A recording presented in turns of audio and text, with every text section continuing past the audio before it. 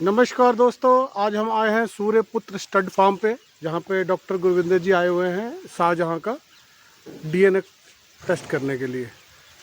Doctor साहब, इसमें क्या क्या करते हैं आप?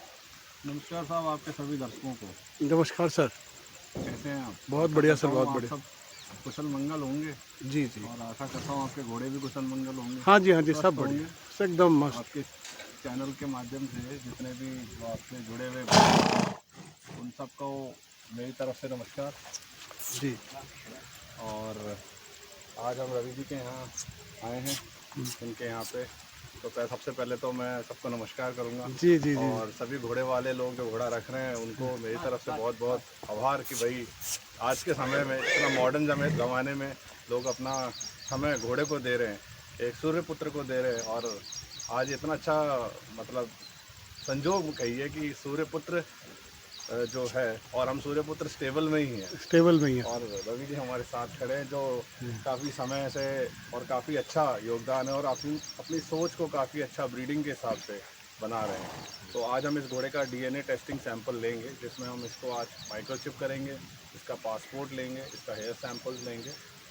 तो उस सब में जो जो चीज़ों की रिक्वायरमेंट होती है उसके बारे में मैं आपको अभी एक डिटेल में बताता हूँ। आइए पहले जो रिक्वायरमेंट है हम लोगों की वो बताता हूँ।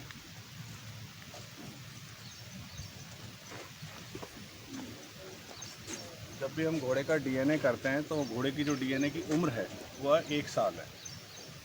हम जो हमारी संस्था है भारतीय अश्व संस्था, जो कि बानीपना जिनके वाइस प्रेसिडेंट साहब हैं, और उन्होंने ये काम स्टार्ट किया और उनके साथ ही मिलके मैं 2016 से ये कार्य कर रहा हूँ, जिसमें हमने काफ़ी स्टेट से कई घोड़ों का सैंपल लिया।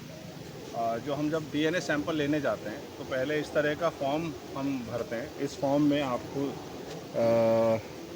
देख सकते हैं कि घोड़े का नाम होगा, उसका रंग क्या है, उसकी नस्ल क्या है, उसका सेक्स क्या है, उसका जन्म तिथि क्या है, उसका सायर और डैम कौन है, यानी कि उसका फादर कौन है और उसकी मदर कौन है, उसका पासपोर्ट नंबर अगर रजिस्टर्ड है तो उसका पासपोर्ट, फिर किस टेबल से लिया गया है, घोड़े के मालिक का नाम, अगर उसके पेरेंट्स हैं हमारे पास डीएनए टाइप तो हम उसको पेरेंटेज वैलिडेशन में डालते हैं, वरना अननोन में जाएगा। तो केवल घोड़ा जो हम जिसका सैंपल ले रहे हैं केवल उसका ही डीएनए टेस्टिंग होगा। उसके बाद सारा एड्रेस लिखा जाता है और यहाँ सारी डिटेलिंग लिखी जाती है। सिमिलरली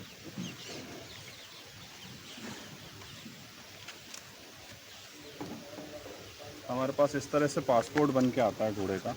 ये घोड़े का पासपोर्ट है। जी। इस पासपोर्ट के अंदर यहाँ पे आपके पास माइक्रोचिप नंबर, जो माइक्रोचिप हम इंसर्ट अश्व को करेंगे। लगाएंगे, वो यहाँ उसका नंबर यहाँ डिस्प्ले में रहेगा, यहाँ पे डिस्प्ले पे रहेगा और यहाँ पे भी डिस्प्ले पे रहेगा। इस पासपोर्ट को अगर हम बहुत गहनता से देखें तो ये इसके अंदर घोड़े का नाम, उसकी नस्ल, उसका रंग, sex, date of birth, pedigree, sire और डैम, अगेन किसने ब्रीड कराया उसको, इस घोड़े को ब्रीड किसने किया, उसका पूरा नाम डिटेल, और जो ओनर है। अभी कई बार ऐसा होता है कि जी हमारे पास हम जब घोड़ा ख़रीदते हैं और हम फिर हमारे किसी मित्र को ही हम वो घोड़ा बेचते हैं, या उसका अगर पसंद है तो हम उसको दे देते हैं, तो उस केस में यहाँ पे एक और अलग कॉलम है जिसमें ओनरशिप चेंज हो सकती है। तो वही घोड़ा रहेगा, वही नाम रहेगा, वही माइक्रोचिप रहेगा, लेकिन उसके ओनर का नाम चेंज हो तो क्या जाएगा। ऑनरशिप चेंज करने के लिए फिर वापस एप्लीकेशन वगैरह डालना पड़ता है आपके यहाँ? ओनरशिप चेंज करने के लिए आपको ये पासपोर्ट जब बन के आ जाएगा जी। तब आप वापस हमारे को ऑफिस में भेजेंगे, तो हाँ। ये 7 वर्किंग डेज में हो जाता ये है। हो जाता है। इसके बाद अभी जो हम हैं, हम इसकी मार्किंग लेंगे। ये मार्किंग का पेज है। जी। इस मार्किंग में हम फेस पे जो भी मार्किंग होगी, लेफ़्ट साइड पे जो मार्किंग होगी, राइट साइड पे जो मार्किंग होगी, पैरों की मार्किंग होगी, भौंवरियों के निशान हैं, वो सब इस पे लेंगे। और इसके अलावा यहाँ पे हम एक निशान लगाएंगे जिसमें माइक्रोचिप जो ये अंकित करेगी कि यहाँ माइक्रोचिप लेफ़्ट साइड पे लगी हुई है, मिडल ऑफ द नेक पे। नेक। ठीक है जी।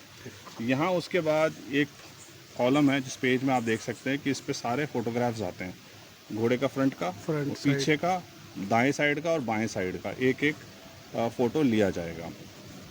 उसके बाद यहाँ माइक्रोचिप नंबर लिखा जाएगा। और बाकी जो ये पूरा पासपोर्ट है, इसमें आप जो भी मेडिकेशन, जो दवाई आप दे रहे हैं, उसकी सारी एंट्री कर सकते हैं। आप अगर कोई वैक्सीनेशन यानी कि टीकाकरण दे रहे हैं, पेट के कीड़ों की दवाई दे रहे हैं, और भी किसी तरह की अगर कोई दवाई दे रहे हैं, तो उसका आप पूरा ब्यौरा इसमें रख सकते हैं। तो ये घोड़े की एक पूरी बुकलेट हो जाएगी। इसके बाद नेक्स्ट पेज पे आप ये वैक्सीनेशन टीकाकरण का पूरा पेज है जिसको आप यूज़ कर सकते हैं। जब भी आप टीकाकरण दें तो उसको याददाश्त के लिए, अगर कहीं किसी तरीके का कोई सर्जिकल वर्क होता है घोड़े के ऊपर तो उसका पूरा मूवमेंट, जब घोड़ा कौन सी तारीख को कहाँ से चला, कहाँ गया और किसकी देख रेख में गया, तो ये शोज़ में हमारे घोड़े अक्सर जाते हैं, तो उसके लिए पूरी रूटीन मेंटेन कर सकते हैं। रूटीन मेंटेन कर सकते हैं और एक रूटीन डॉक्यूमेंट भी हो जाता है। कवरिंग के बाद हम कवरिंग की बात करें कि अगर स्टैलियन है तो किस साल में स्टैलियन ने, जो ये ससायरस ने किस घोड़ी को कवर किया, फर्स्ट कवरिंग डेट क्या थी, सेकंड कवरिंग डेट क्या थी, उसके बाद उसने फिली दिया, फोल दिया, और उस फिली या फोल का क्या नाम है, ये पूरा हम यहाँ पे चिट्ठा मेंटेन कर सकते हैं अपने एज पर रिकॉर्ड। फिर जब हमारा घोड़ा स्टड पे नहीं है तो हम एक डिक्लेरेशन भी दे सकते हैं, स्टड बुक को भेज सकते हैं कि साहब अभी हमने हमारे घोड़े से कवरिंग बंद कर दी है और हम इसके बच्चे अब नहीं ले रहे हैं, तो उस टाइम हम उसको रिटायर टू स्टड कहते हैं। ये अगर कोई घोड़ा एक्सपोर्ट के लिए जाता है, अब तो हिंदुस्तान में एक्सपोर्ट खुल गया है, तो अगर कोई आपसे एक्सपोर्ट की भी बात करता है तो आप एक्सपोर्ट भी कर सकते हैं इस डॉक्यूमेंट के तहत। जब ये क्वारंटाइन में जाता है, टेस्टिंग होती है और क्वारंटाइन कंप्लीट करने के बाद जब इंडिया से बाहर कहीं भी एक्सपोर्ट होता है तो उस टाइम पे ये पेज काम आता है, तो ये उसके लिए हो गया। फिर ये परफॉर्मेंस का पेज आ गया कि अगर मान लीजिए किसी शो में गया, उसने वहाँ कैसा परफॉर्म किया, कौन सी तारीख को था, कहाँ जगह थी, कौन सा शो था, क्या इवेंट था, किस पोजीशन पे आया, और वहाँ के जो अथॉरिटी है, जो शो ऑर्गेनाइजिंग अथॉरिटी है, उसका सिग्नेचर हो सकता है। तो ये एक पूरी बुकलेट है और उसमें और भी बहुत सारी चीज़ें आप मेंटेन कर सकते हो। तो इस तरह से ये एक पूरी बुकलेट रहेगी जो आपके पास बन के आएगी वापस जब सैंपल ले लेंगे।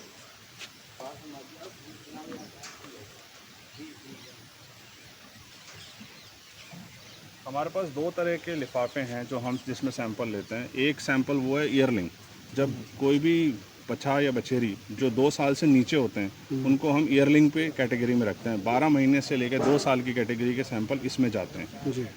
और जो 3 साल से ऊपर हो जाते हैं, 2.5 साल 3 साल से ऊपर जो होंगे उनका सैंपल इसमें जाएगा, मेयर और स्टैलिन की कैटेगरी में। अब इसकी जो सबसे इम्पॉर्टेंट बात है वो ये है कि जब ये सैंपल लैब में जाता है तो इस पे लिखी हुई डिटेल्स आप देखें कि यहाँ पे सिर्फ एक एनवलप पे सीरियल नंबर ही लिखा होता है। ये सीरियल नंबर जो आप यहाँ पे जो नंबर डलेगा वही नंबर टेस्टिंग के टाइम पे जब जाता है तो यही सेम नंबर एनवलप नंबर यहाँ आएगा। अगर यहाँ एनवलप नंबर 11 है तो यहाँ भी एनवलप नंबर 11 ही होगा। ये सारी डिटेल यहीं रह जाती है, ये डिटेल टेस्टिंग के लिए कभी नहीं जाती है।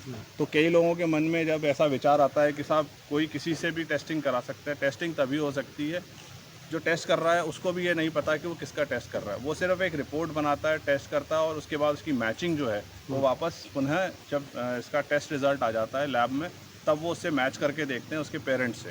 अब कुछ घोड़े हैं जिनके पेरेंट्स अवेलेबल हैं या जिनका डीएनए ऑलरेडी अवेलेबल है। जिनका डीएनए ऑलरेडी अवेलेबल है वो तो अपने पेरेंट्स से मैच करते हैं। जिनका डीएनए अवेलेबल नहीं है, जिनके पेरेंट्स का किसी भी कारणवश से डीएनए नहीं हो पाया, सपोज़ ये कीजिए कि घोड़ा पूरा हो गया या घोड़ा जो मालिक था जिससे बच्चा लिया वो उसने कहीं रीसेल कर दिया और आज की तारीख में वो कहीं ऐसी स्टेबल पे है जहाँ पे अभी तक उनको इस चीज़ के बारे में अवेयरनेस नहीं है कि डीएनए करना चाहिए, कराना चाहिए। तो बहुत सारे कारण हो सकते हैं कि हम उन सब कारणों को छोड़ते हुए भी हम घोड़े का अननोन से भी स्टार्ट करके अपनी खुद की लाइन डेवलप कर सकते हैं, खुद का जीन पूल डेवलप करके ब्रीडिंग को और सक्सेसफुल ब्रीडिंग प्रोग्राम के तहत जा सकते हैं। तो जो हम हेयर सैंपल लेंगे वो इस हेयर सैंपल यहाँ से लिया जा रहा है, वो बाल के सैंपल लिए जाएंगे और वो बाल का सैंपल लेके हम इस एनवलप में, इस तरह के एनवलप में सारी डिटेल के साथ हम उसको फिल करके भरेंगे। अब इसके अंदर वापस से जो हमने पासपोर्ट पे लिखा था उसी तरह से रंग, sex, year of birth, sire का नाम, डेट, डैम का नाम, माँ का नाम, कौन सी नस्ल है, कहाँ पे कलेक्ट किया, किस डॉक्टर साहब ने कलेक्ट किया, उनके सिग्नेचर, तारीख और प्लेस, ये सारी डिटेल हम उसमें लिखेंगे जब हम उस पर काम करेंगे।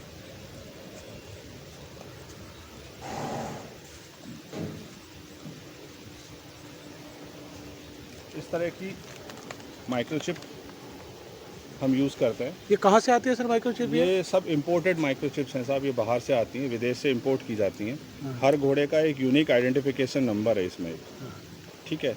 ये इतनी सारी कंट्रीज़ में यूज़ हो रही हैं, आप देख सकते हैं। यूएस में भी हो रही है, यूरोप में भी हो रही है, ऑस्ट्रेलिया में भी हो रही है और भी बहुत सारी कंट्रीज़ में ये ऑथराइज्ड और वैलिड माइक्रोचिप है। और हमारे यहाँ इंडिया में भी stud book authority of India वो भी इसको अप्रूव करती है। जब ये जो है इसमें देखने वाली चीज़ ये है कि पहली चीज़ तो ये स्टेराइल होनी चाहिए, ये इसमें कहीं से भी खुला हुआ नहीं, पूरा सील होना चाहिए। तो हम लोग जब भी जाते हैं सैम्पलिंग के लिए, माइक्रोचिपिंग के लिए, तो ओनर के वहाँ जाके ही इसको खोलते हैं। जब हम ओपन करते हैं तभी ओपन, जब ज़रूरत होती है इंसर्ट करने के लिए तभी हम इसको ओपन करेंगे। ओपन करके फिर हम उससे पहले करेंगे मतलब पूरा हाइजीनिक का मेंटेन करते हैं। स्टेरल, मतलब पूरा उसको ये है कि उसे स्टेराइल एनवायरनमेंट में रखना है, और स्टेराइल एनवायरनमेंट के साथ ये कोशिश करनी है कि किसी भी तरह का इन्फेक्शन इस प्रोसेस को करते हुए नहीं होना चाहिए। नहीं होना चाहिए। ये एक पार्ट है माइक्रोचिप। इससे पहले हम इधर इधर कर लो। जब भी हम घोड़े को माइक्रोचिप करने जाते हैं उससे पहले एक बार हम पूरे घोड़े को एग्जामिन करते हैं। कोई भी घोड़ा हो, चाहे नर हो या मादा हो, उसको हम एग्जामिन करते हैं। माइक्रोचिप लेफ्ट साइड पे लगती है, जिसे हम माउंटिंग साइड कहते हैं। जो नेक है उसके मिडिल पार्ट पे लगेगी, और मिडिल पार्ट पे लगाने के लिए हमने ऑलरेडी यहाँ पे शेव करके उसको क्लीन करके स्टेराइल करके रखा है, और ये हम डायरेक्टली माइक्रोचिप वहाँ लगाएंगे, और लगाने से पहले भी फिर उसको क्लीन करेंगे। एक तो ये चीज़ है। हम हेयर सैंपल यहाँ से यहाँ तक ले सकते हैं कितना भी, और मिनिमम हमें 50 से 100 बालों की ज़रूरत पड़ती है। और जब हेयर सैंपल लेंगे तब हम आपको और दिखाएंगे। उसके बाद फिर मार्किंग का पार्ट आएगा। सबसे पहले हेयर सैंपल लेंगे, फिर माइक्रोचिप करेंगे। और माइक्रोचिप करने से पहले एक चीज़ और हमेशा ध्यान रखनी चाहिए कि कई बार हम घोड़ा ख़रीदते हैं, घोड़ा ख़रीदने के पहले हो सकता है कि जैसे रवि साहब से पहले मेरे पास घोड़ा हो और मैंने इसका ऑलरेडी माइक्रोचिप करा रखा हो, स्पोर्ट्स पर्पज़ के लिए या किसी और पर्पज़ के लिए, या शो में जैसे कई जगह जाता है तो वहाँ पे भी माइक्रोचिप लगा देते हैं। तो उसकी इन्फॉर्मेशन कभी कभी, मैं सपोज कीजिए कि मैंने वो इन्फॉर्मेशन रवि जी को नहीं बताई, तो रवि जी के पास जब भी डॉक्टर साहब आएंगे तो सबसे पहले उसको एक स्कैन करके देखेंगे कि भाई उसमें कहीं ऑलरेडी माइक्रोचिप तो नहीं लगी हुई ये किसी स्कैनर से हो जाता है? है। नहीं, उसके लिए एक स्पेशल माइक्रोचिप रीडर आता है। अच्छा। वो स्कैनर ही इसमें काम करेगा। जी। उसके लिए अलग अलग रीडर्स आते हैं, वही रीडर्स जो वेटनरी डॉक्टर्स होते हैं वो अपने पास रखते हैं।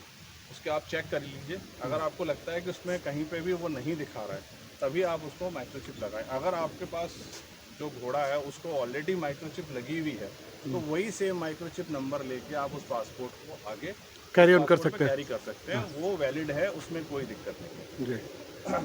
ये चीज़ है।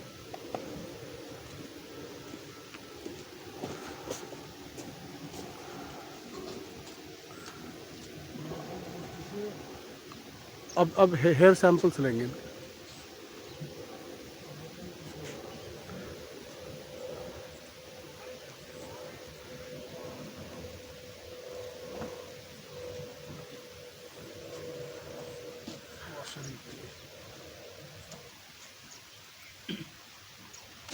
तो ये डॉक्टर साहब अब हेयर सैंपलिंग ले रहे हैं? जी, अब हम हेयर सैंपल लेंगे।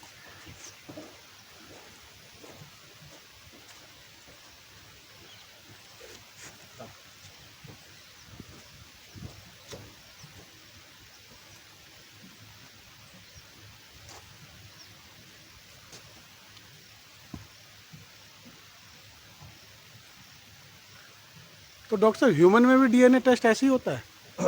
जी, ह्यूमन में स्पूटम से भी हो जाता है, यानी कि थूक से, अच्छा और ब्लड से भी हो जाता है, अच्छा। और बॉडी के किसी भी पार्ट से, शुक्राणु से भी हो जाता है। अच्छा। लेकिन क्योंकि देखिए ये जो सैम्पलिंग कर रहे हैं हम पेरेंटेज वैलिडेशन के लिए, उसमें अलग अलग चीज़ें हैं। एक तो हमें भेजना इसको, ये यहाँ टेस्टिंग नहीं हो रही है आजकल, इसकी टेस्टिंग आयरलैंड में होती है। तो जब इसकी टेस्टिंग आयरलैंड में हो रही है तो हमें सैंपल ऐसा भेजना पड़ेगा जो काफ़ी समय तक जिस हम जैसे भेज रहे हैं वो वैलिड रहे। तो ऐसा ना हो कि, क्योंकि देखिए अगर हम ब्लड भेजेंगे तो वो हम भेज नहीं सकते, क्योंकि इंटरनेशनल रूल्स रेगुलेशंस अलग अलग हैं कंट्रीज़ के। फिर हॉर्सेस का ब्लड है तो वो एक लाइव एनिमल से ब्लड आ रहा है, तो उस लाइव एनिमल के ब्लड को कई जगह कई कंट्रीज़ में एक्सेप्टेंस नहीं है। अब हमने ये सैंपल लिया, अब इस सैंपल को अगर आप देखेंगे तो इसकी जो टॉप पार्ट है, इसमें जो हेयर फॉलिकल्स हैं, वो फॉलिकल्स हमारे को टेस्टिंग में चाहिए। तो अगर कई बार इतने बाल लेने के बाद भी हमारे को उसमें फॉलिकल्स नहीं मिलते हैं, तो इसलिए फिर सैंपल कभी हो सकता है कि रिपीट हो जाए, पर जनरली इतने बाल बहुत होते हैं, हम उनमें ले भी सकते हैं। और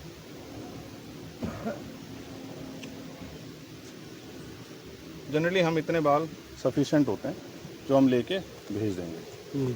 ठीक है ना। इसके बाद हमारे पास एनवलप है, उसकी डिटेल अभी हम रवि के साथ बैठ के फिल करेंगे। इस तरह से एनवलप लिया हमने और अपने इसमें डाल दिया। एनवलप लेके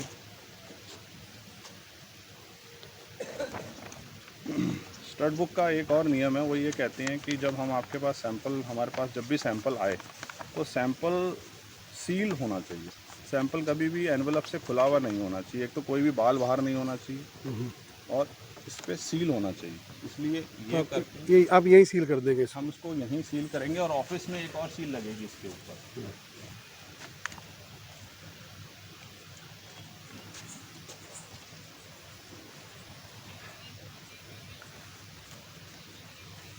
ये हमने इसको इस तरीके से सील पैक कर दिया।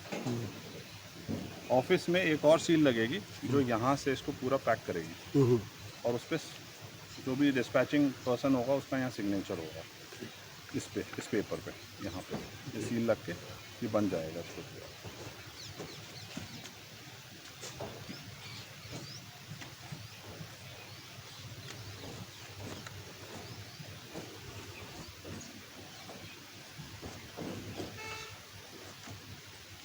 अब मार्किंग करेंगे डॉक्टर साहब? अब मार्किंग करेंगे। सबसे पहले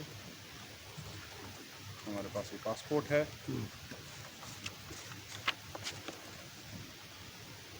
इस तरह से लेंगे। पासपोर्ट के लिए हम 2 कलर के इंक यूज़ करते हैं। जो भी घोड़े पे सफ़ेद पोर्शन होगा उसको हम लाल इंक से दर्शाते हैं।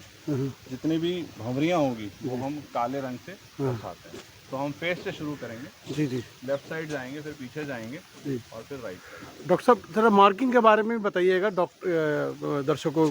देखिए, हमारे जो टेक्निकल मार्किंग है उसके हिसाब से फेस के ऊपर जो भी मार्किंग आ रही है, हाँ। स्टार है, ब्लेज है, फुल वाइट मार्किंग है, हाँ, वो 100 मार्किंग है। ठीक है, ये हम लोग इसको स्टार में कंसीडर करते हैं। हाँ, उसके बाद ये ब्लेज आ गया और ये फिर स्निप आ गया इसमें। हाँ, अब ये लोअर लिप पे भी जो मार्किंग आ रही है ये हम मेंशन करेंगे। उसके बाद हूफ पे जो मार्किंग आ रही है वो हम मेंशन करेंगे। वॉल्स यानी कि जो भंवरियां हैं शरीर पे, जैसे ये आप देख पा रहे हैं, ये दिख पा रहे हैं, जी ये जो दिख रही है, हाँ, ये जो भंवरियां दिख रही जी हैं, जी ये जी सब अभी पासपोर्ट पे जब हम करेंगे। हाँ जैसे हूफ का रंग क्या है सर, वो हूफ वाइट है। हाँ हाँ होप अब इसमें आधा वाइट है और आधा काला है, तो इसको हम बाई कलर या पाई कलर कहते हैं। जी जी इसमें 2 रंग आ रहे हैं इसमें। जी ठीक है, अब ये पूरा जो हूफ के ऊपर वाला जो पोर्शन है, ये वाला पोर्शन हम अभी मार्किंग में रखेंगे। तो इस तरीके से हम फेस से शुरू करते हुए पूरी तरफ से अच्छा marking करेंगे। ठीक।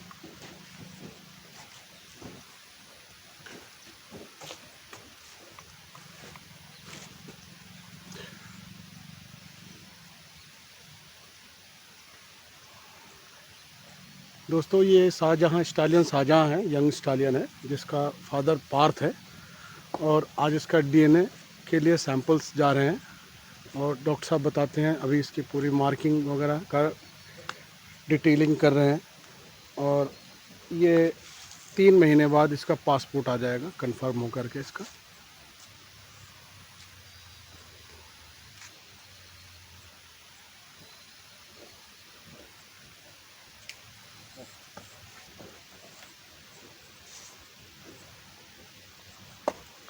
ये डॉक्टर साहब मार्किंग का डिटेल बना रहे हैं। जहाँ ब्लेज है वहाँ ब्लेज रेड मार्किंग कर रहे हैं।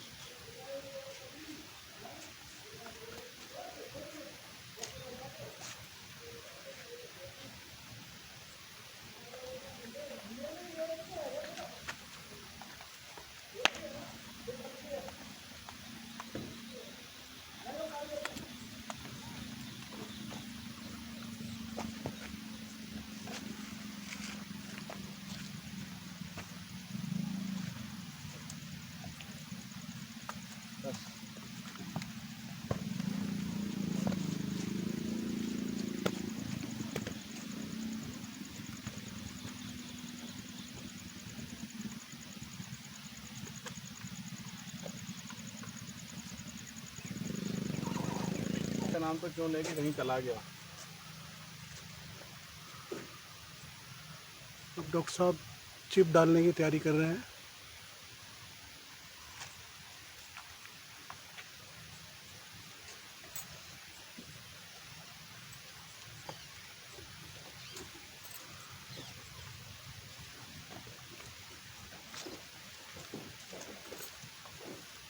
वैसे तो यंग बच्चा है, रवि जी का ही बच्चा है, लेकिन मैंने कहा फिर भी आपको दर्शकों को एक बार दिखा दें, हम लेने से पहले इस तरह से हम स्कैन करते।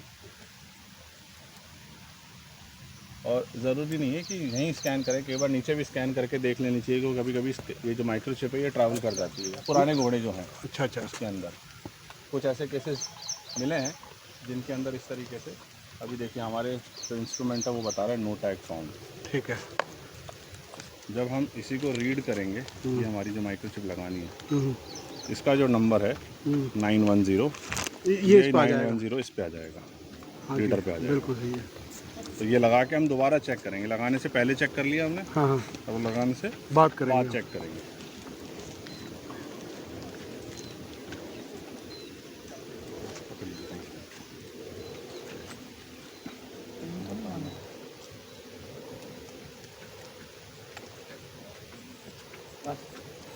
जब हम लगाते हैं माइक्रोचिप तो यहाँ पे एक लिगामेंट निकला ही है जी। इस चीज़ की गर्दन में, जहाँ पे जितना आप ये आल देख रहे हो यहाँ पे ही एक जगह है, वही स्पेसिफिक जगह है। ये नीचे लगेगी, अगर कहीं पे भी और कहीं लगेगी तो ये मसल पार्ट है, तो वहाँ से ये माइक्रोचिप नीचे ट्रेवल कर सकते हैं। तो आइए फिर हम लगाते हैं माइक्रोचिप। ये माइक्रोचिप है जो मैंने निकाली है, ये इसका लॉक है। अब ये मैंने लॉक खोल के इस तरीके से, अगर आप देख पा रहे हैं तो ये माइक्रोचिप है। जी जी।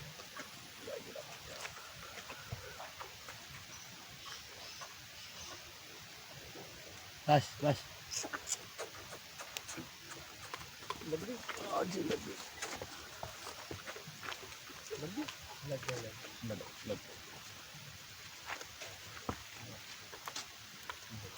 तो डॉक्टर साहब एक सवाल पूछेंगे आपसे। रवि, इस साइज़ का अगर कोई साइज़ पूछना चाहे, इस साइज़ का माइक्रोचिप होता है। अच्छा क्या साइज है सर ये? ये तो स्टैंडर्ड साइज़ ही आता है, वैसे ऐसा कोई स्पेसिफिक साइज़ नहीं है, लेकिन ये रेडियो एक्टिव एलिमेंट है अच्छा। और माइक्रोफाइबर टाइप आता है। जब हमने पहले रीड किया था वो आपके पास है, अब हमारे पास ये रीडिंग के लिए तैयार है हमारा स्कैनर। हम दोबारा इसको स्कैन करेंगे, ये देखिए हाँ नंबर आ गया। ये नंबर परमानेंट है, मतलब ये घोड़ा रजिस्टर्ड हो गया? ये घोड़ा रजिस्टर्ड हो गया इस नंबर पे। तो ये नंबर अभी दे सकते हैं किसी को? अब ये नंबर किसी को और को नहीं जाएगा, ये नंबर आपके पास रहेगा, लेकिन आप किसी को दे सकते हैं अगर बोलने के नहीं, जो बुक पे जैसे नंबर लिख के आया था लास्ट टाइम, मैंने जैसे 4-5 घोड़ियाँ आपसे कराई हाँ थी, जी, हाँ जी, तो उसमें लास्ट टाइम लिख के आया था हाँ जी। 766। पासपोर्ट नंबर वो आप जो कह रहे हैं वो पासपोर्ट अच्छा, नंबर, वो पासपोर्ट ये माइक्रोचिप नंबर। ठीक है। तो रवि जी आपको क्या लगा, कैसे लगा कि आपको ये डीएनए कराना चाहिए? धनंजय जी देखो, डीएनए मैं पहली बार ही नहीं करा रहा हूँ। अच्छा। इससे पहले जब मेरे पास स्टैलियन नहीं थे तो मेरे पास 5 मेयर थी, हाँ हाँ। वो पांचों की पांचों मेयर अननोन लाइन की थी, लेकिन मैंने उनका भी डीएनए कराया था। अच्छा। क्योंकि अब क्या है कि मार्केट के अंदर इतना झूठ चल रहा है कि उसका बच्चा, ये उसका बच्चा है, तो उसको मैं कम से कम उस चीज़ को ख़त्म करने के लिए, जो मेरे पास जो फीमेल्स हैं जिनका मैंने पहले डीएनए कराया था, तो मैंने उनके ऊपर जो स्टैलियन भी खुलवाए वो डीएनए नंबर वाले खुलवाए, ताकि मैं किसी को कह सकता हूँ कि ये इसकी मदर का डीएनए नंबर है, ये इसके फादर का डीएनए नंबर है, तो झूठ खत्म हो जाता है। अब रही बात इसका डीएनए कराने की, और मेरे पास नुक्रा स्टैलियन है, दोनों का मैंने आज डीएनए कराया है। इसका डीएनए की डिमांड थी मेरे से, इससे अभी तक 14 घोड़ियाँ मिली हैं, इसमें से 12 चेक पास हो चुकी हैं। तो सभी लोग ये कहते हैं कि भाई साहब आप डीएनए कराओ, घोड़ा अच्छा है, तो इसलिए मैंने इसका डीएनए कराया है। इसकी जो मदर है उसका डीएनए अब कुछ दिनों बाद होगा। मेरी डॉक्टर साहब से बात हुई थी तो डॉक्टर साहब कह रहे कोई नहीं, आप इसका डीएनए करा लो। अच्छा, मैं सॉरी मैं बात काट रहा हूँ डॉक्टर साहब मैं ज़रा आपसे पूछना चाह रहा हूँ जरा, अभी जैसे रवि जी ने बोला ना कि इसका मदर का डीएनए नहीं हुआ है, तो जैसे हमने इसका भी डीएनए कर दिया इसका, तो इसकी मदर का डीएनए ना हो, अगर अब जब होगा उसके बाद कंफर्मेशन आएगा सर इसका? जी बिल्कुल आएगा कंफर्मेशन। उस कंफर्मेशन के लिए जो मदर का पासपोर्ट होगा, जो मदर का डीएनए अब गया और बच्चे का पहले चला गया, तो उनका सैंपल, बच्चे का सैंपल ऑलरेडी, जो ये स्टैलियन है इसका सैंपल ऑलरेडी लैब के पास है। जब हम लैब में रिक्वेस्ट भेजेंगे कि साहब आपके पास एक so and so microchip number का, so and so passport number का एक स्टैलियन है जिसका आप मैचिंग करिए इस मेयर से एज अ मदर, उसके एज अ डैम, तो वो मैच करके अगर रिजल्ट में वो वाकई में इसकी मदर होगी तो वो मैच होके वो तुरंत आ जाएगा उसके। तो उसका क्या पासपोर्ट पे वही माइक्रोचिप नंबर डलेगा दोबारा से? नहीं वो इसी माइक्रोचिप पे हो जाएगा। इसी कुछ नहीं नहीं और- मदर का मदर मदर का का माइक्रो अभी तो अननोन लिखा हमने। हाँ हाँ अगर हमारा अभी हमने अननोन लिखा है मदर। हाँ हाँ जब इसका मदर से मैच हो जाएगा हाँ। तो मदर का नाम, उसका माइक्रोचिप नंबर और उसका पासपोर्ट नंबर, वो तीनों इसके पासपोर्ट पे आ जाएगा आएंगे 100%। आ जाएगा मतलब मतलब बहुत सारे केसेस में है जिसमें पहले बच्चे हो गए, हम्म स्पेशली अगर एक पर्टिकुलर स्टैलियन की बात करें तो कांटा, काला कांटा बहुत बाद में हुआ लेकिन उसके बच्चे बहुत पहले हो गए। तो जब बच्चे हो गए, काफ़ी बच्चे हो गए, 100 से ऊपर बच्चे जब हो गए और लोगों ने रिक्वेस्ट किया काला कांटे वाले जो ओनर्स हैं उनसे, तो उन्होंने बाद में फिर जब डीएनए कराया तो डीएनए कराने के बाद उन सब के पासपोर्ट्स वापस हमारे पास आए, हमने वापस रीमैचिंग पे भेजे और रीमैच होके टेस्ट होके जो बच्चे पॉजिटिव थे, यानी कि जो वाकई में काला कांटे के बच्चे थे, आज उन सब के पासपोर्ट पे उनका काला कांटे का नाम है। जी। तो मतलब ये क्या होता था कि पहले ना जैसे अननोन के वजह से लोग पीछे पैर करते थे, तो ये एक चीज़ तो आपने क्लियर कर दिया कि अननोन लिखना कोई ये कॉमन सी बात है एक तरह का। मैं फिर आपसे एक बार और समझा देता हूँ कि हो सकता है कई कंडीशन है। जैसे मान लीजिए आज रवि जी ने एक बच्चा खरीदा जो अभी स्टैलियन बन गया और ऑलरेडी कवरिंग दे रहा है, लेकिन इसकी डैम रजिस्टर्ड नहीं है या सायर रजिस्टर्ड नहीं है, यानी कि जो स्टैलियन है वो रजिस्टर्ड नहीं जो इसका फादर है। इस केस में अगर रवि जी जो इसका स्टैलियन है ओनर जो है उससे अगर रिक्वेस्ट करेंगे कि साहब भाई साहब मैंने तो मेरा बच्चा करा लिया, आप भी अपना स्टैलियन रजिस्टर करा लो, और वो रजिस्टर कराते हैं तो वो स्टैलियन का भी नाम आएगा। अगर मेयर नॉट रजिस्टर्ड है या अननोन में जा रही है तो जब उसका डीएनए हो जाएगा तो उसका भी नाम उस पासपोर्ट पे स्टैलियन के नाम पे दोनों चढ़ जाएंगे। और ऐसा बहुत सारे केसेस में देखा गया है कि ज़रूरी नहीं है कि पहले आपने माता या पिता को रजिस्टर कर लिया, पहले बच्चे रजिस्टर हो रहे हैं और बच्चे रजिस्टर होने के बाद ही या तो माता रजिस्टर हो रही है या फिर पिता रजिस्टर हो रहे हैं, यानी कि सायर और डैम रजिस्टर हो रहे हैं, और उसके बाद उनके जो एंट्रीज हैं वो मैचिंग हो रही है। मैचिंग होने के बाद उस एंट्री को उनके पासपोर्ट पे मतलब टाइप करके भेजा गया, रिकरेक्शन पे। जी जी जी जी। तो सर मतलब जिस हिसाब से आप बता रहे हैं तो मतलब कि आगे की ब्लड लाइनें पता लग जाती है। बिल्कुल बिल्कुल जी, कर सकते हैं। देखिए ये तो ब्रीडिंग जो कर रहे हैं आपस में, उन्हीं का आपस की एक अंडरस्टैंडिंग है, उन्हीं की समझ है। अगर वो एक अच्छी समझ के थ्रू ब्रीडिंग करेंगे और अगर वो पेडिग्री वाली लाइनेज बनाना चाहते हैं तो लाइनेज बनाने के लिए इससे बेहतर और कोई आज की तारीख में साइंटिफिक तरीका अवेलेबल नहीं है हमारे पास। अब डॉक्टर साहब जैसे एक सवाल और पूछना चाहता हूँ मैं आपसे। मान लीजिए जैसे कि मेरा घोड़ा है, उसका बच्चा हुआ, लेकिन मैंने अपने घोड़े का डीएनए नहीं कराया था, तो वो तो लेकिन उसके फादर का, उसके जैसे बच्चे का दादा का डीएनए हो रखा है, तो उस डीएनए से भी कुछ मैचिंग ऐसे कुछ है ऐसा? फिलहाल उस तरह की पॉसिबिलिटी जरूर है। वर्ल्ड में ऐसे कुछ लेबोरेटरीज हैं जो टेस्टिंग कर रही हैं, लेकिन फिलहाल हम लोगों ने अभी उन लेबोरेटरीज को अप्रोच नहीं किया उस तरह की टेस्टिंग के लिए कि जहां वो अपने भाई से मैच कर ले, अपनी सिस्टर से मैच करा ले या ग्रैंड पेरेंट्स से मैच करा ले, यानी कि दादा से, दादी से, नानी से, उस तरीके से मैचिंग अभी फिलहाल नहीं हो रही। अभी सिर्फ इमीडिएट पेरेंट्स से ही मैचिंग हो रही है जो करंट में है। जो करंट में फैसिलिटी है। जी लेकिन आने वाले टाइम में डेफिनेटली वो फैसिलिटी भी आ जाएगी। जी जी। ऑलरेडी वर्ल्ड में है ऐसी फैसिलिटीज, ऑलरेडी लेबोरेटरीज हैं, बट क्योंकि हमारे पास देखिए उसके लिए कुछ डेटा चाहिए, जिस तरह का डेटा चाहिए क्वांटिटेटिव डेटा चाहिए, यानी कि बहुत जानवर होने चाहिए। अगर हम किसी भी एक एक्स स्टैलियन की बात करें तो एक्स स्टैलियन के कम से कम 2 या 3 बच्चे होने चाहिए। वो एक ग्रुप होगा, उस ग्रुप को ही हम कंपेयर करके हम उसको यूज़ कर सकते हैं। ये भी एक मतलब कि बहुत बड़ी चीज़ है ये।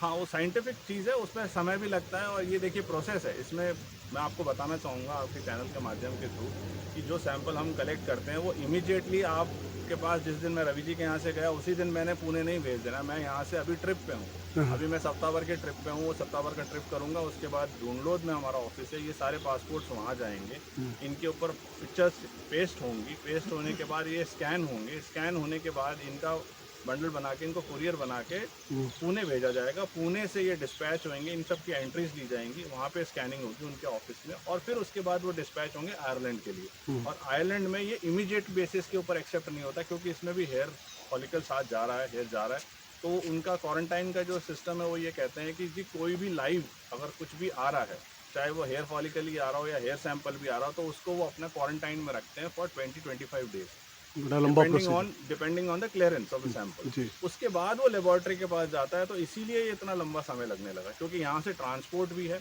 उसके बाद क्वारंटाइन भी है, क्वारंटाइन के बाद लेबोरेटरी में जाता है, लेबोरेटरी से टेस्टिंग होकर फिर वापस आती है। तो इसीलिए इस सब पूरे प्रोसेस में समय लगेगा। इसमें हम तो हमारी तरफ से बहुत जल्दी करना चाहते हैं, लेकिन दिक्कत ये है कि जो बाहर का जो प्रोसेस है उसमें जो समय लगेगा वो किसी के हाथ में नहीं है। तो इसीलिए लोग बड़े विचलित हो जाते हैं कि साहब हमारा सैंपल अभी तक नहीं आया। तो ऐसी बात नहीं है, आपने अगर सैंपल दिया है तो ये हमारी जिम्मेदारी है, हम आपको रिपोर्ट भी देंगे।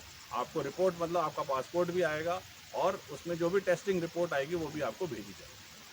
अच्छा डॉक्टर साहब, एक और सवाल है, ये कितना मतलब कि इसके चार्जेस वगैरह होते हैं, क्या आप लोग का खर्चा इसमें?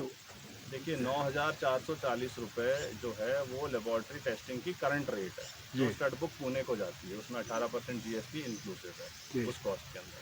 1,500 रुपये जो है वो क्या नाम से हमारा सोसाइटी का फीस है, जो सोसाइटी माइक्रोचिप देती है आपको, पासपोर्ट देती है, उसका फीस है। उसके अलावा जो भी डॉक्टर है उसकी अपनी इंडिविजुअल फीस है कि अगर आपके पास लोकल डॉक्टर हैं तो हो सकता है वो आपके रेगुलर डॉक्टर आते हैं तो वो रेगुलर बेसिस पे वो काम करते हैं, तो वो कर सकते हैं या नहीं कर सकते।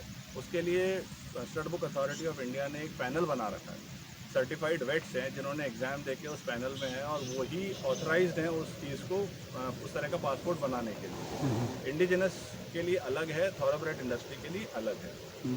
जो थॉरोब्रेड इंडस्ट्री वाले हैं, कोई भी वेट है जो उसमें already as a panel weight है वो भी इसका रजिस्ट्रेशन कर सकते हैं अगर आप उनको रिक्वेस्ट करते हैं और उनकी अवेलेबिलिटी है। तो एक तो ये चीज़ हो गई, प्लस डॉक्टर की फीस में देखिए ऐसा है कि अगर आज मैं जयपुर से आऊँगा तो मेरा बहुत इस पर कई लोग कुछ बहुत क्वेश्चन भी पहुँच सकते हैं कि साहब हमने इतना फीस हो रहा है, इतना फीस हो रहा है।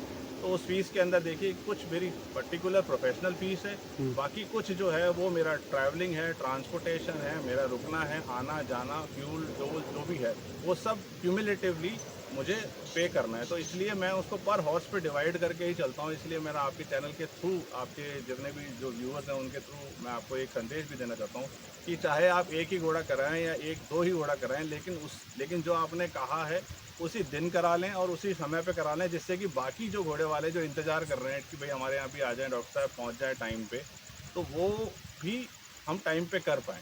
नहीं तो बहुत लंबा खिंच जाता है ये पूरा प्रोसेस। ये तो बात सही है। तो डॉक्टर साहब, रवि जी को तो मैं खासकर धन्यवाद देना चाहूँगा क्योंकि रवि जी ने तो इस मुहिम को मतलब अपना मुहिम मान के करा है और बहुत सहयोग है रवि जी का कि उन्होंने दिल्ली NCR और मैं कहूँगा मानेसर तक के लोगों को जोड़ा है और मतलब कहते हैं ना कि बहुत सुचालित रूप से, बहुत एनर्जेटिक, हाई ऑन एनर्जी कहूँगा मैं, नहीं पूरा डेडिकेटली करते हैं रवि जी बहुत डेडिकेशन से कर रहे हैं और बहुत अच्छा विजन लेके चल रहे हैं कि भाई उन्होंने ये माना है कि भाई आज अगर मैं, चलो ये इन्वेस्टमेंट है कि मैं कर रहा हूँ, चाहे 2 घोड़े 3 पहले 5 कराए, फिर अभी 2 करा लिए स्टैलियन, फिर आगे आने वाले जितनी भी मेयर्स हैं वो कराना चाह रहे हैं, तो वो अपना सब्जेक्ट वाइज चल रहे हैं कि भाई मेरा एक पोजीशन ऐसा आ जाएगा कि मेरे पास सब पूरा जो स्टॉक होगा और टोटल DNA टाइप होगा। और ये बहुत अच्छा विजन है, बहुत अच्छा अप्रोच है ब्रीडिंग के हिसाब से। इसमें टोटल क्लैरिटी होगी, आपके पास टोटल पेपर्स मिलेंगे, आपको कहीं कोई किसी तरह का फ्रॉड होने की गुंजाइश नहीं मिलेगी अगर आप टेस्टिंग के लिए जाते हैं। और मतलब मैं फिर से एक बार रवि जी का तो बहुत बहुत शुक्रगुजार हूँ कि उन्होंने बहुत एफर्ट लिया है, लोगों को जोड़ा है, लोगों को कन्वेंस किया है कि भाई करवा लो। आज भी जो बहुत सारे लोग संकोच, वैसे हम 2016 से कर रहे हैं, लेकिन फिर भी रवि जी जैसे जो बहुत कहते हैं ना जुझारू लोग जो हमें हैं, वो हमें बहुत ज़रूरत है उनकी कि उन लोगों को जोड़ सकें ग्राउंड लेवल पे। और लोगों के और आपका भी चैनल का बहुत बहुत धन्यवाद कि आपकी मदद से हम और भी लोगों से शायद जुड़ पाएंगे और अवेयरनेस फैला पाएंगे और हो सकता है कि और अच्छा तरीके से काम कर पाएंगे। नहीं तो डॉक्टर साहब, एक मैं कहूँगा एक अपना मोबाइल नंबर और अपना एक छोटा सा इंट्रोडक्शन दे दीजिए ताकि दर्शक या कोई अपने घोड़े पालने वाले हैं जिनको DNA कराना हो तो आपको डायरेक्टली कांटेक्ट कर लें। जी, मेरा नाम डॉक्टर गुलविंदर चौधरी है, मैं जयपुर रहता हूँ, जयपुर में ही प्रैक्टिस करता हूँ और मेरा जो काम है वो हॉर्सेस में है। हॉर्सेस मतलब मैं थॉरोब्रेड भी देखता हूँ, पोलो वाले हॉर्सेस भी देखता हूँ, जंपिंग वाले भी हॉर्सेस देखता हूँ, एंडोरेंस के भी हॉर्सेस देखता हूँ, DNA का भी काम करता हूँ, मेडिकल का भी काम करता हूँ, सर्जरीज भी देखते हैं, घोड़ियाँ भी चेक करते हैं, जितना भी वेटनरी रिलेटेड, चाहे डेंटल वर्क हो, चाहे हूफ रिलेटेड वर्क हो, जनरल कंसल्टेशन हो, वो सब चीज़ें हम करते हैं। अपना नंबर बता दीजिए। मेरा नंबर है 9799141696। वेरी गुड सर, बहुत अच्छा लगा सर आपसे मिलकर। रवि जी हाँ, तो हाँ। रवि जी की वाइफ हाँ हाँ हाँ जी, रवि जी आप बताएं कुछ अपना व्यू बताइए, जो आज आपने तो आज आपकी तो चेहरे पे खुशी दिख रही है कि आपके घोड़ों का DNA हुआ है। इसके लिए तो मैं डॉक्टर साहब का धन्यवाद करता हूँ। और एक जैसे अभी आपके इंटरव्यू में डॉक्टर साहब ने बहुत सी चीज़ें क्लियर करी जिनका मुझे भी इतना नहीं पता था। अभी मैंने कम से कम मेरी तो 30-40 लोगों को अप्रोच किया था। हमारा एक ग्रुप है, दिल्ली NCR करके क्लब है, जी जी जी। उस पर भी मैंने अप्रोच किया था। तो वहाँ से तकरीबन हमारी की 2 घोड़ियाँ 4-5 जानवर आज हुए हैं, एक ग्रुप में नहीं है, उनकी भी एक घोड़ी मैंने करवाई है डॉक्टर साहब से कह के। तो 5-6 भी हुई है और मेरे ख्याल से अभी 7-8 आगे और हैं पाइपलाइन में, भी डॉक्टर साहब निकल रहे हैं करने के लिए। तो मतलब जो चीज़ें मैं नहीं समझा पाया था लोगों को अपने ग्रुप में, तो ये जो वीडियो आएगी तो मैं इसको अपने ग्रुप में भी शेयर करूँगा, अपने फेसबुक पे भी शेयर करूँगा, और घोड़ा वर्ल्ड में जितने भी लोग मेरे साथ जुड़े हुए हैं मैं उनको बोलूँगा कि इसको शेयर करो, इस इन्फॉर्मेशन को। इससे क्या होगा कि जो कन्फ्यूज़न है आप लोगों के दिमाग में कि हमने डीएनए नहीं कराना, इसके बाप का डीएनए नहीं है, इसकी माँ का डीएनए नहीं है, हम डीएनए क्यों कराएं, तो सारी चीज़ें डॉक्टर साहब ने वो क्लियर कर दी हैं। अभी मेरी भी उनसे बात हुई है, जिसका ये बच्चा मेरे पास है, सीरत घोड़ी है वो।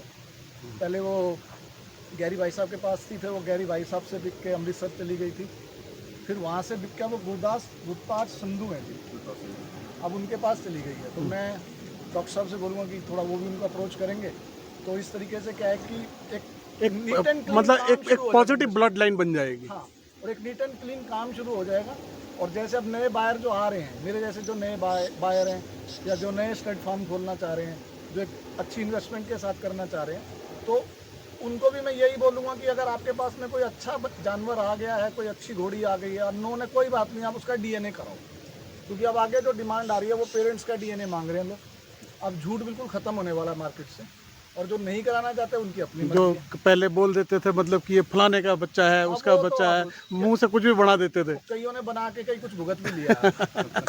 कई केस मुकदमे में भी लिप्त हो गए, वो तो सबको किसी पता। का कुछ भी बनाने से एक ज़्यादा जो एक कहते हैं ना कि वजनदार जो अप्रोच है, अगर आप किसी को एक डॉक्यूमेंट देंगे, आप किसी भी तरह का एक घोड़ा, तो चलो देखिए ये तो व्यवहारिक चीज़ है। आज मेरे पास अश्व है, आपके पास अश्व है, तो हम अगर एक दूसरे को अगर अश्व दे रहे हैं, तो अगर अश्व रख भी रहे हैं और दे भी रहे हैं, ब्रीड भी कर रहे हैं, सेल भी कर रहे हैं, वो एक बिजनेस का एक सेपरेट पार्ट है। लेकिन अगर हम किसी को भी एक डॉक्यूमेंट के तौर पे हम किसी को एक पासपोर्ट देते हैं और हम उसको जिम्मेदारी देते हैं कि साहब ये मैंने ब्रीड किया है या मेरा जो एक ड्रीम है वो मैं आपको दे रहा हूँ, हैंड ओवर कर रहा हूँ, इस ड्रीम को आप और ज़्यादा अच्छी तरीके से निखारिए और उसको और बेटर यूटिलिटी करके, चाहे वो घोड़ा हो तो उसको अच्छी ब्रीडिंग यूज़ कीजिए, ब्रीडिंग में यूज़ कीजिए, अगर घोड़ी है तो उस पर अच्छे स्टैलियंस यूज़ करके अच्छे बच्चे प्रोड्यूस कीजिए, जिससे कि अच्छी क्वालिटी प्रोडक्ट आए।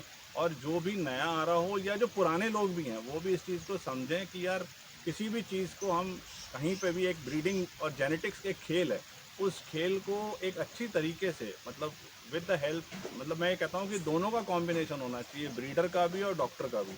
दोनों के कॉम्बिनेशन से हम जितना अच्छा और जितने स्ट्रॉन्ग प्रोजेनी प्रोड्यूस कर पाएँ, जितने हेल्दी हॉर्सेस रख पाएँ, उससे ज़्यादा बेहतरीन और मुझे नहीं लगता कि कोई बात हो पाए। बेसिकली सर वही ब्लड लाइन ही तो मजबूत होनी चाहिए और उसी के प्रूफ चाहिए। कॉमन सी बात है, बच्चा पैदा होता है उसके लिए बर्थ सर्टिफिकेट मांग लेते हैं, ये तो करोड़ों के घोड़े हैं। जी बिल्कुल जी। अब धनंजय आओ, मैं एक बार आपको दिखाता हूँ, अंदर मेरे पास घोड़ियाँ हैं जो डॉक्टर साहब ने पहले डीएनए करी हुई है। जी जी चलिए। जी डॉक्टर साहब। जी ये एक नुकरा है रवि भाई साहब के पास, जो अभी आज ही उसका डीएनए एंड माइक्रोचिपिंग हुआ है। तो हमारी जो अश्व संस्था है, भारतीय अश्व संस्था जो है, वही पूरे ऑल ओवर इंडिया में एक ऐसी संस्था है जो नुकरों में भी डीएनए और नुकरों का भी डीएनए कर रही हैं। तो जिनके पास, जिन भाइयों के पास नुकरे हैं, वो ये ना सोचें कि हमारे पास हम नुकरे का क्या कर सकते हैं। नुकरों का भी डीएनए हो रहा है, अच्छी नस्ल है, अच्छी तरीके हमारे हिंदुस्तान का इंडिजिनस घोड़ा है। और मैं तो कहता हूँ पंजाब में तो नुकरे को जितना प्यार मिला है उतना मुझे लगता है वर्ल्ड में मिला, में कहीं कोई वर्ल्ड में नहीं मिला जी। जितना शायद अरेबियन को प्यार मिला है दुनिया में, उतना ही पंजाब में नुकरे जी को जी प्यार बिल्कुल मिला। बिल्कुल सही बात है। नुकरा भी हमारी जो घोड़ा वर्ल्ड है उसका एक इम्पॉर्टेंट पार्ट है। इसलिए इनका भी पेडिग्री हमें उतना ही इम्पोर्टेंटली मेंटेन करना है जितना हमें मारवाड़ी या काठियावाड़ी के लिए कर रहे हैं। जी जी आइए तो इसका कुछ डिटेल बताएंगे रवि जी कि क्या नाम है इसका, ताकि इसका नाम बादशाह है। ये अभी 5 साल कंप्लीट करे इसने 26 मार्च को। हाँ हाँ और ये जो सूर्य वाली लाइन है, इसका एक बड़ा फेमस घोड़ा गुलजार हुआ था। हाँ हाँ ये गुलजार लाइन से, गुलजार का आगे पारस हुआ, पारस से आगे बादल हुआ, हाँ जो कि राजस्थान में टिब्बी करके एक जगह है, वहाँ पे खड़ा है, उसका ये बेटा है। जी जी जी जी। तो मैं अभी उनसे भी रिक्वेस्ट करूँगा कि वो बादल का डीएनए करा दे, क्योंकि बादल को मेरे ही फ्रेंड है जस्सी गुमान, हाँ हाँ उन्होंने उसको परचेज कर लिया है बादल को। तो मैं उनसे रिक्वेस्ट करूँगा, मेरी अच्छी दोस्ती है, कि भाई आप प्लीज़ उसका डीएनए करा लो बादल का, तो हमें सपोर्ट मिल जाएगा। जी और इसका जो जी जी रवि जी, इसका आपने कब डीएनए कराया इसका? डॉक्टर साहब हो गए होंगे मेरे ख्याल से 2 साल के आसपास इसका डीएनए हुए। हाँ जी। हाँ, और ये आप ही ने की थी डॉक्टर हाँ साहब? जी मैंने सबने वेरी गुड। और ये जो ब्लैक प्रिंसेस के नाम से ये रजिस्टर्ड है और इसका डीएनए नंबर है 776। अभी डॉक्टर साहब आपको पासपोर्ट दिखाएंगे। नंबर इसका 77। हाँ, ये पासपोर्ट नंबर 776 आप है देख इसका। सकते हैं इसमें पासपोर्ट इधर दिखाइए। इसका सेकंड पेज खुल जाएगा। वो तो माइक्रोचिप नंबर तो अपन हाँ, वैसे देख यहाँ से है। वो तो इसी से स्कैन हो जाएगा। जैसे कि देखिए दोस्तों, अभी डॉक्टर साहब स्कैन कर रहे हैं और इसी में हमारा इसका माइक्रोचिप नंबर आ जाएगा। ये देखिए, थोड़ा सा दूर करिए डॉक्टर साहब। ऐसे ले लेते हैं। हाँ ठीक है। लास्ट में नंबर आएगा 2337। मतलब इसका हमने स्कैन किया, इसका नंबर आ गया। जी, ये नंबर परमानेंट है, ये यहीं रहेगा, कहीं इसको कोई प्रॉब्लम नहीं। यानी ये घोड़ी डीएनए क्वालिफाई है। क्वालिफाई है। और अभी मैं दिखाता हूँ कि आइए आप धनंजय जी, मैं आपको दिखाता हूँ। अब ये जैसे ये ब्लैक प्रिंसेस के नीचे बच्ची है, इसके फादर का भी डीएनए है। हाँ हाँ। तो अभी जब भी ये बच्ची 12 महीने से ज़्यादा है, क्योंकि मैं डॉक्टर साहब से इसका डीएनए करा के रखूँगा, तो इसका मदर और फादर दोनों का डीएनए आएगा।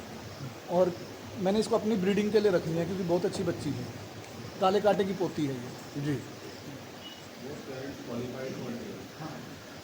और ये एक बच्ची है, इसके फादर का भी डीएनए है। इसकी मदर का डीएनए अब हमने कराना है। मैंने अपने फ्रेंड को इसकी मदर सेल की है, उनके पास है, तो उनको बोल के उसका डीएनए करा दूंगा। तो इस बच्ची का जो है मदर और फादर दोनों डीएनए बहुत क्वालिफाई हो। और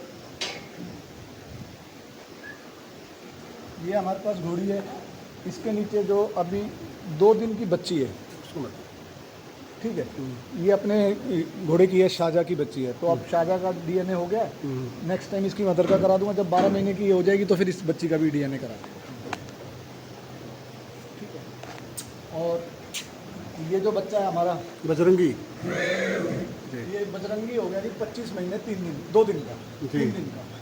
इसका डीएनए कराना है। इसकी मदर का डीएनए, वो ब्लैक वाली जो इसकी मदर है, वो उसका जिसका डीएनए वो 776 पासपोर्ट नंबर है जी।